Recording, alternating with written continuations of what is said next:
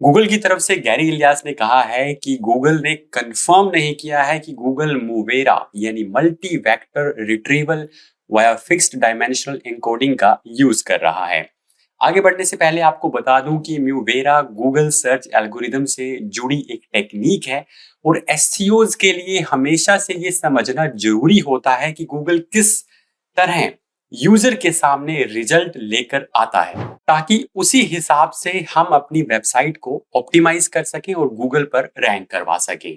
मूवेरा Google ने search engines और recommendation systems जैसे कि यूट्यूब, गूगल सर्च और वॉइस असिस्टेंट्स को फास्टर, ज्यादा एक्यूरेट और ज्यादा एफिशिएंट करने के लिए बनाया है। तो इसे किस तरह समझ सकते हैं, मैं आपको समझाने की कोशिश करता हूं। थोड़ा कॉम्प्लिकेटेड आपको लग सकता है। तो सबसे पहले गूगल किस तरह से काम करता था, देखिए गूगल एक लॉन्ग टेल कीवर्ड यानी कि एक क्वेरी को छोटे पार्ट्स में ब्रेक करके वर्ड से रिलेटेड पेजेस को सर्च करता था। इसके बाद आया वेक्टर एम्बेडिंग, जिसमें वर्ड के मीनिंग को भी समझा जाने लगा। जिसके बाद आया मल्टी वेक्टर मॉडल जैसे कॉलबर्ट, जिसमें एक की बजाय मल्टी वेक्टर्स आ गए, यानी कि अब अलग अलग वेक्टर्स थे जो इंफॉर्मेशन को सर्च करते थे।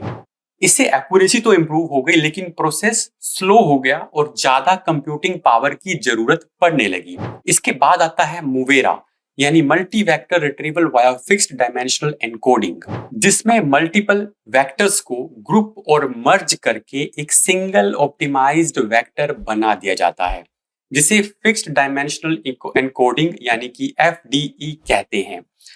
अब एज एसईओ अगर मूवेरा जैसा सिस्टम या मूवेरा गूगल यूज करता है, तो इसका मतलब है कि अब गूगल वर्ड्स के मीनिंग और इंटेंट पर ही फोकस करता है। इसलिए जो भी पेजेस हम बनाएं, ये मेक श्योर करें कि हम यूजर के इंटेंट को फुलफिल कर रहे हैं। तो फिलहाल यहाँ पर ये जो पूरी न्यूज थी, इसमें ये बताया गया है कि गूगल ने ये कहा है कि वो मूवेरा को अभी यूज नहीं कर रहा, लेकिन उसी तरह का सिस्टम यूज कर सकता है। तो बेसिकली अगर गूगल ने इसको बनाया है, तो डेफिनेटली ये होने वाला है कि आगे वो इसको यूज करेगा और हमें इंटेंट पर ही फोकस करना होगा और ज्यादा इंटेंट पर फोकस करना होगा। हालांकि इस सिस्टम में एक इंप्रूवमेंट ये है कि ये थोड़ा सा फास्ट रिट्रीवल के लिए बनाया गया है। इंटेंट को तो हम पहले से ही गूगल जो है वो लेकर चल रहा था, तो इसमें इंटेंट वाला पार्ट तो रहेगा ही रहेगा। अब जो इन्फॉर्मेशन आने वाली है वो थोड़ी सी और एक्यूरेट और फास्ट हो जाएगी।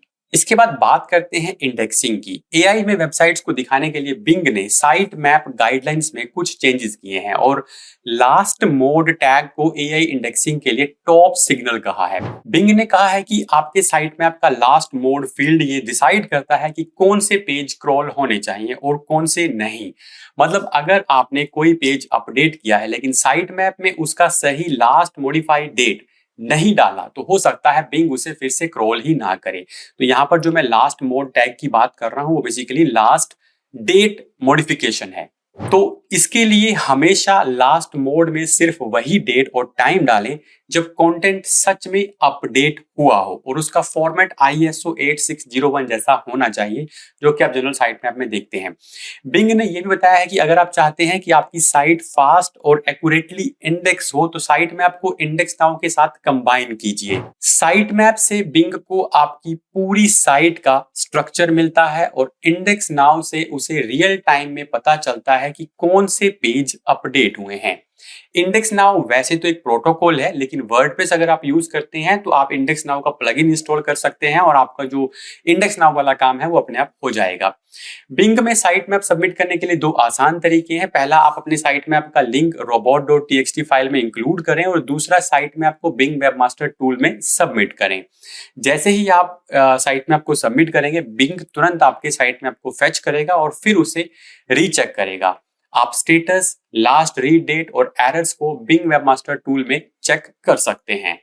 अगर आपकी वेबसाइट रिएक्ट, एंगुलर और वू जैसे SPA फ्रेमवर्क्स पर बनी है, यानी जावास्क्रिप्ट बेस्ड फ्रेमवर्क पर बनी है, तो ये न्यूज आपके लिए इंपॉर्टेंट है।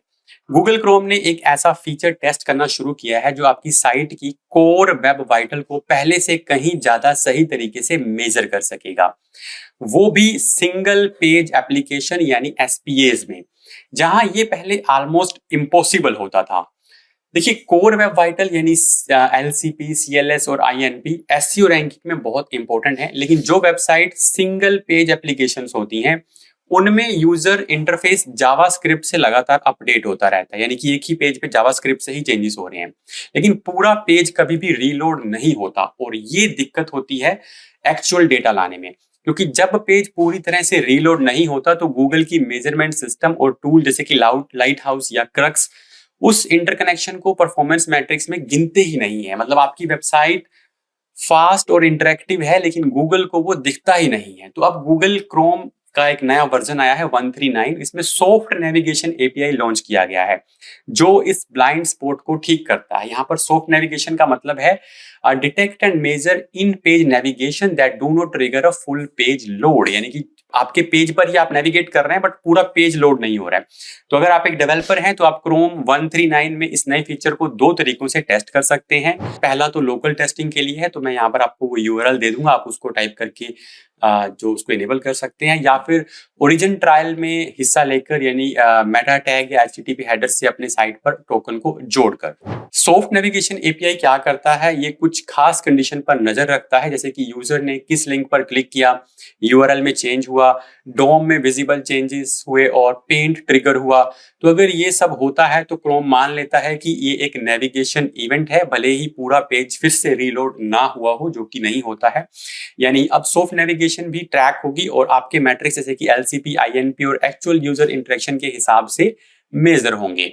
इस नए एपीआई में कुछ नए मैट्रिक्स भी ऐड किए जाएंगे, जैसे कि इंटरेक्शन कंटेंटफुल पेंट, यानी कि सॉफ्ट नेविगेशन के बाद सबसे बड़ी विजिबल कंटेंट को मापना या फिर उसको मेजर करना। दूसरा है नेविगेशन आईडी, जिससे हर परफॉर्मेंस एंट्री एक खास नेविगेशन से जुड़ सके। साथ ही सीएलएस, इवेंट टाइमिंग और आईएनपी भी अब सॉफ्ट नेविगेशन में जो है बेटर सपोर्ट आपको प्रोवाइड करेगा। गूगल ने अनाउंस किया है कि वो अभी भी गूगल का google.gl URL shortening service support देना जारी रखेगा। गूगल ने साल 2018 में गूगल यूआरएल शॉर्टनर को बंद कर दिया था और कहा था कि वो नए यूआरएल्स को शॉर्टनिंग के लिए अलाउ नहीं करेगा, पर एग्जिस्टिंग यूआरएल को सपोर्ट देता रहेगा। गूगल ने ये नोटिस किया कि 99% शॉर्टन्ड यूआरएल्स पर कोई भी ट्रैफिक नहीं आ रहा, इसीलिए 25 अगस्त से वो एग्जिस्टिंग लिंक्स के लिए सपोर्ट भी बंद करने वाला था। लेकिन अभी गूगल ने इसमें थोड़ा सा चेंज किया है और ये कहा है कि जिन यूआरएल्स में पर जो है ट्रैफिक बिल्कुल नहीं आ रहा, उसको वो सपोर्ट नहीं देंगे, बट जिन यूआरएल पे ट्रैफिक आ रहा है उसको वो सपोर्ट देना जारी रखेंगे। तो गूगल का कहना है कि अगर आप भी गूगल का शॉर्टेंड यूआरएल यूज कर रहे हैं और उस पर कोई वार्निंग मैसेज आ रहा है तो उसे किसी दूसरे यूआरएल शॉर्टनर पर मूव कर दें, और अगर कोई वार्निंग मैसेज नहीं आ रहा तो आप उसको एज इट इज यूज करते रह सकते हैं।